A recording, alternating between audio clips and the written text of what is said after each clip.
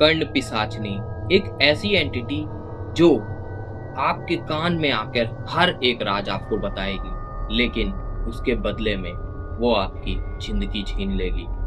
दोस्तों, आज जो मैं आपको कहानी सुनाने जा रहा हूँ वो इतनी ज्यादा खौफनाक है जिसे सुनने के बाद लोग रात को अकेले सोने से भी डरते हैं। आइए दोस्तों, बिना किसी देरी के वीडियो शुरू करते हैं।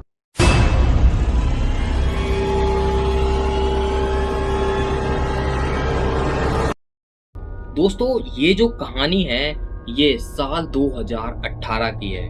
उत्तर प्रदेश के एक छोटे से गांव में राहुल नाम का एक लड़का रहता था। अब जो राहुल था उसका परिवार बहुत ही ज्यादा गरीब था, और जो राहुल था वो बस हमेशा यही सोचता रहता था कि आखिर जल्दी से अमीर कैसे बने और ज्यादा से ज्यादा पैसा कैसे कमाए। अब जो राहुल का गांव था वहां पर एक तांत्रिक भी रहता था, और जो गांव वाले थे वो उससे दूर रहते थे, क्योंकि गांव वाले कहते थे कि उस तांत्रिक को ऐसी ऐसी तंत्र विद्याएं आती हैं जिसकी मदद से वो किसी को भी अपने वश में कर लेता है और किसी का भी भविष्य बता देता है। अब जो राहुल होता है वो हिम्मत जुटाकर उस तांत्रिक के पास जाता है और तांत्रिक से बोलता है, बाबा जी, क्या मैं जल्दी से अमीर बन सकता हूँ, और क्या मैं अपने भविष्य को जान सकता हूँ। इतना सुनने के बाद वो जो तांत्रिक था वो राहुल की आंखों में देखता रहता है और वो धीमी सी आवाज में बोलता है, हाँ, लेकिन इस रास्ते पर चलना बहुत ही ज्यादा खतरनाक है। अब जो राहुल था वो कहता है, मुझे इससे कोई फर्क नहीं पड़ता, आप मुझे बताओ कि किस तरीके से मैं अपना भविष्य जान सकता हूँ और जल्दी से अमीर बन सकता हूँ। अब जो तांत्रिक था वो बड़ी ही धीमी सी आवाज में बोलता है, कर्ण पिशाचनी। जैसे ही वो कर्ण पिशाचनी का नाम लेता है तो राहुल बड़ा ही खुश हो जाता है। अब जो तांत्रिक था वो राहुल को बताता है कि अगर एक बार कर्ण पिशाचनी सिद्ध हो जाए तो वो हर एक राज तुम्हारे कान में आकर बताएगी, चाहे वो लॉटरी का नंबर हो, चाहे कहीं पर गड़ा खजाना हो, चाहे लोगों के राज हों, या फिर किसी का भविष्य या तुम्हारा ही भविष्य क्यों ना हो। लेकिन एक बात है, इसका जो मूल्य है वो बहुत ही खतरनाक होता है जो तुम्हें चुकाना ही पड़ेगा। राहुल इन सब बातों को नजरअंदाज कर देता है, कहता है ऐसा कुछ भी नहीं होता, तुम मुझे बताओ कि किस तरीके से मैं कर्ण पिशाचनी को सिद्ध कर सकता हूँ। और जो साधु था वो राहुल को एक मंत्र देता है और कहता है कि 21 दिन तक इस मंत्र का शमशान में जाकर रात के टाइम पर जाप करना, लेकिन रात के 12 बजे के बाद। अब जो राहुल था वो वैसा ही करता है, वो शमशान में जाता है और 21 दिन तक उस मंत्र का जाप करने लग जाता है।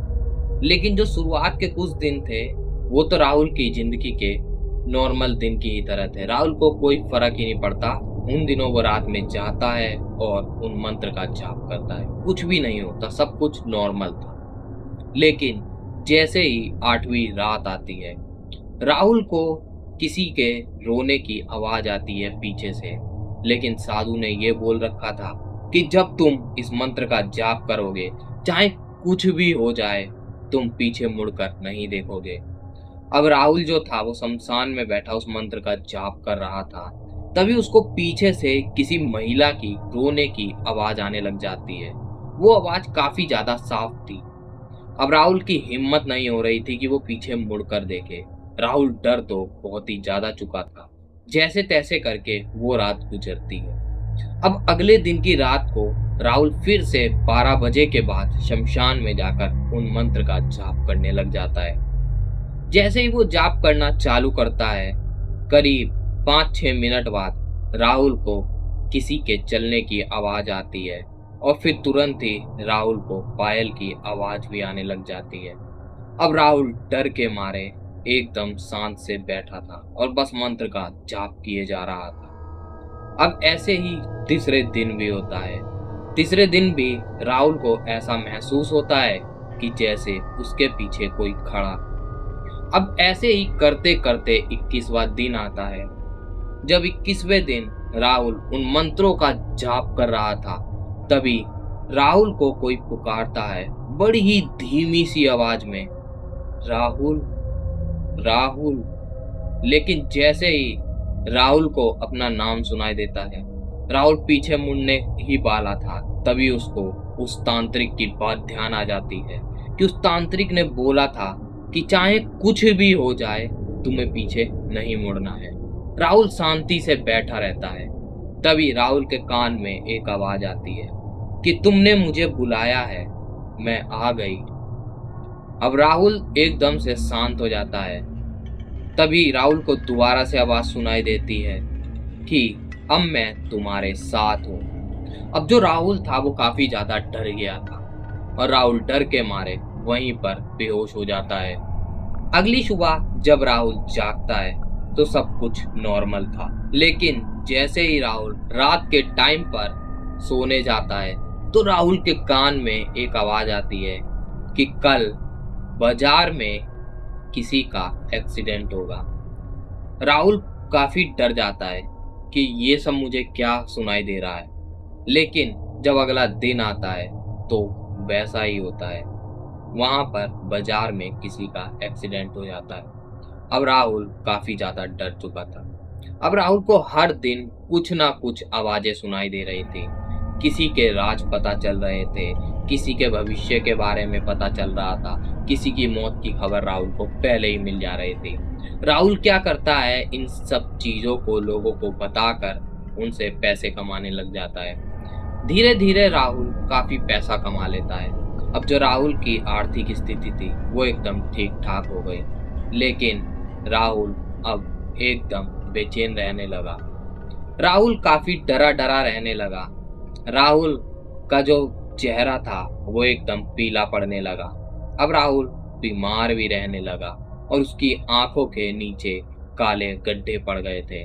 राहुल रात भर जगता रहता था और बड़बड़ाता रहता था, किसी से बातें करता रहता था। एक दिन राहुल की मम्मी राहुल से पूछती हैं कि बेटा आखिर तू रात के टाइम पर किससे बातें करता है। अब जो राहुल था वो काफी ज्यादा डर जाता है और सहम जाता है। वो कहता है कि मैं तो कमरे में अकेला ही रहता हूँ, मैं भला किससे बात कर सकता हूँ। लेकिन धीरे धीरे राहुल को और आवाजें सुनाई देने लग जाती हैं। अब राहुल काफी ज्यादा डरा और सहमा रहने लगा। फिर एक दिन राहुल को एक आवाज सुनाई दी कि मैं तुम्हारी मौत की तारीख तुम्हें बता रही हूँ। राहुल का पूरा शरीर डर के मारे कांप जाता है। राहुल का दिल बड़ी ही तेजी से धड़कने लग जाता है। अब वो तारीख थी आज से 7 दिन बाद राहुल की मौत हो जाएगी। राहुल क्या करता है, राहुल अपना गांव छोड़कर शहर भाग जाता है, मंदिरों में जाता है और तांत्रिकों से मिलता है और सब बात बताता है, लेकिन कोई भी तांत्रिक उस चीज का उसका इलाज कर ही नहीं पाता। फिर जो राहुल था उसको अब आवाजें सुनाई दे रही थी कि अब 5 दिन बचे हैं, अब 4 दिन बचे हैं तुम्हारी मौत में। राहुल क्या करता है, राहुल वापस से अपने गांव में आ जाता है और उस तांत्रिक के पास जाता है जिस तांत्रिक ने उसको ये तंत्र विद्या दी थी जिससे कर्ण पिशाचनी सिद्ध हुई थी। राहुल उस तांत्रिक के पास जाता है और उससे बताता है कि मैं काफी ज्यादा परेशान हो चुका हूँ। तो वो जो तांत्रिक था वो राहुल से बोलता है मैंने तुम्हें पहले ही बताया था, तुम्हें इसका बहुत ही खतरनाक मूल्य भी चुकाना पड़ेगा। राहुल कहता है बाबा कुछ भी हो जाए तुम बस मुझे बचा दो। और वो जो तांत्रिक था वो इस चीज पर मान जाता है और वो पूजा पाठ करना चालू कर देता है ताकि वो राहुल की जान बचा सके। अब वो दिन आता है जिस दिन राहुल की मौत होने वाली थी। राहुल अपने कमरे में रात के टाइम पर आराम से लेटा हुआ था। राहुल काफी डरा और सहमा तो था ही, तो राहुल चद्दर से अपना पूरा शरीर ढक लेता है। अब राहुल जब बेड पर लेटा हुआ था तो सबको लगा कि वो सो रहा। जैसे ही अगली सुबह उसके कमरे का गेट खुला तो देखा गया कि वो जो राहुल था वो मर चुका है।